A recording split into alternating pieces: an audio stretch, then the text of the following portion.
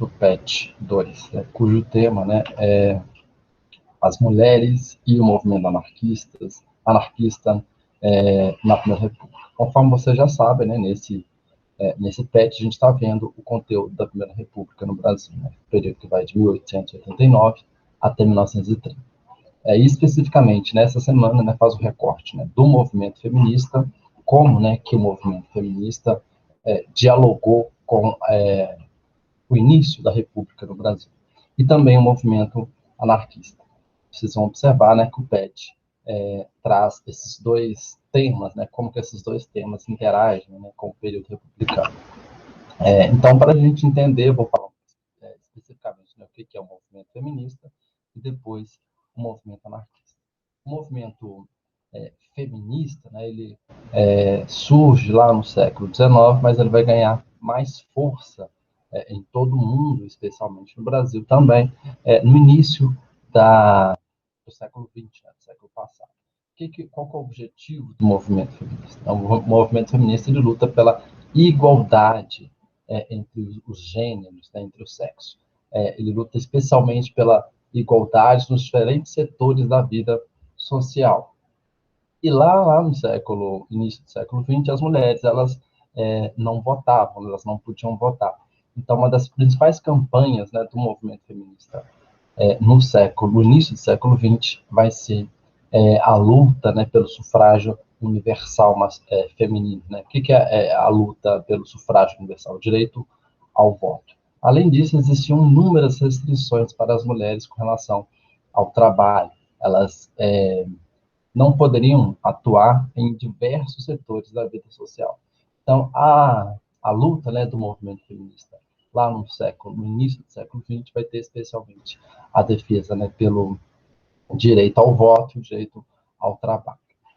Isso, né, são exemplos, né, do que a gente chama de machismo estrutural, né, que pode ser compreendido pela forma como foi encontrado o corpo de Maria Bonita. O que é isso? Existem alguns marcadores com relação ao tratamento que se dá para as mulheres e um tratamento que se dá aos homens.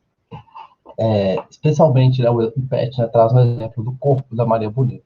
O corpo, né, ele foi desnudado, ou seja, nu, da cintura para baixo, e um pedaço de madeira cravado no órgão genital. Isso era para, de certa forma, né, no pensamento machista da época, para marcar a inferioridade da mulher. E isso é um exemplo de como que a atuação machista, né, da sociedade ocorria.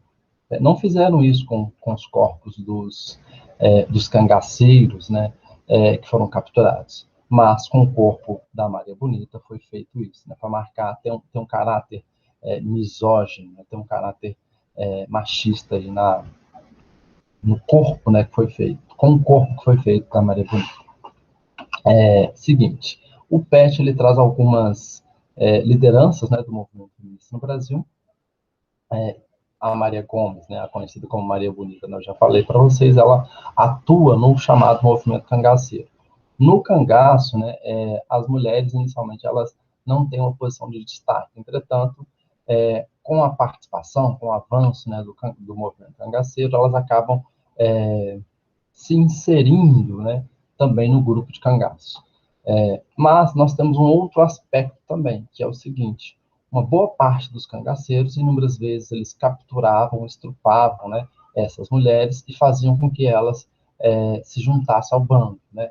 Ao mesmo tempo, né, que a Maria Bonita ela tem um caráter, né, de participação efetiva enquanto mulher, por ser mulher, né, de Napoleão, e por ela mesma, né, ter as suas características de lutadora, né, pela sua participação. Nós temos no movimento cangaceiro um viés marxista também, que foi o fato, né, de uma grande parte das mulheres que participavam eram estrupadas, eram levadas à força, né, para o bando, né, de cangaceiros.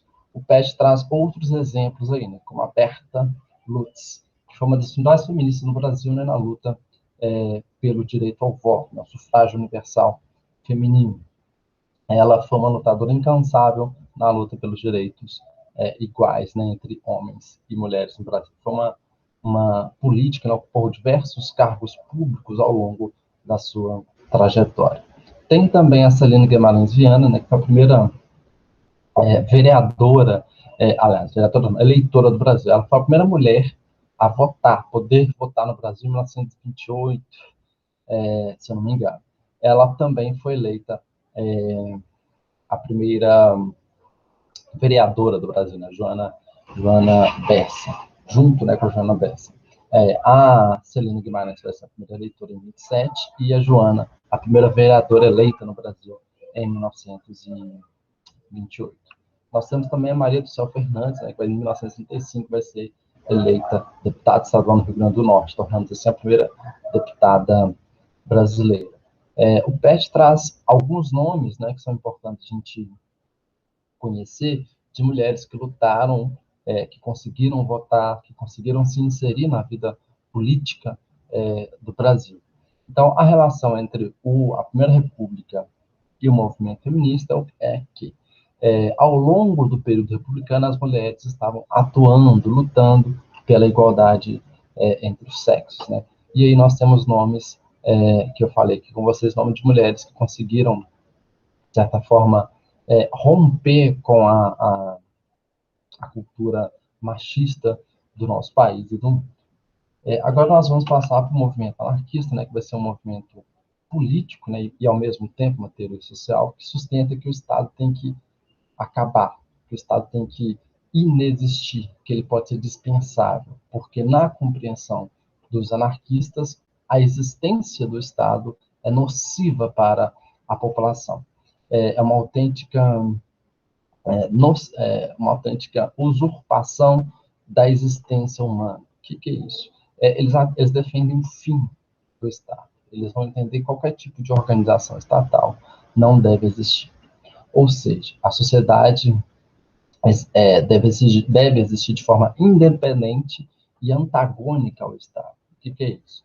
Ao contrário da organização estatal, a sociedade ela tem que se organizar de maneira autônoma e livre. O conceito de revolução no anarquismo envolve também a transformação total da sociedade. Já que eles entendem que não deve haver o Estado, eles defendem que a própria sociedade deve se organizar, então eles passam a defender que deve haver uma transformação da própria sociedade, porque na forma como a sociedade estava e está até hoje, né, não é possível viver sem o Estado. Para isso, eles vão defender que haja uma transformação radical na forma como a própria sociedade se organiza. Transformação essa, né, que perpassa relações pessoais e cotidiano. O movimento anarquista, né, no Brasil, especialmente, né, ele, de certa forma, ele ganha mais força, né, com a vinda dos imigrantes, especialmente os italianos, que vão passar a compor, junto com o movimento comunista, disputar, melhor dizendo, com o movimento comunista, quem consegue influenciar mais os trabalhadores brasileiros. Os trabalhadores brasileiros, né, estão numa situação de ausência de qualquer tipo de direitos trabalhistas, então o movimento anarquista vai começar a incutir na cabeça dos trabalhadores brasileiros a ideia de que a constatação de que eles são explorados, que eles precisam se organizar para transformar o Estado, né, acabar com o Estado e também transformar a sociedade. Ao longo, né, da Primeira República, nós temos uma influência significativa dos anarquistas na classe trabalhadora brasileira. Eles lutavam especialmente eles passam a lutar, né, pela conquistas de direitos trabalhistas no início do século XX. Enfim, o PET, né, dessa semana, ele é bem curto, né, ele traz só essa relação dos anarquistas e do movimento feminista com a Primeira República. Ao longo de todo o período republicano, né, nós temos Canudos, Contestado, Revolta Vacina, Revolta Chibata, foram movimentos que lutaram por algum tipo de direito, por ou pela denúncia de violações de direitos na Primeira República, e aí, nesse cenário, o movimento feminista e o movimento anarquista, eles se destacam. Enfim, só isso vai estar postado, né, no Google Sala de Aula, bem como, né, as atividades dessa semana, né, estão postadas no Google Sala de Aula, vocês têm uma semana para realizar as atividades. Forte abraço, até mais.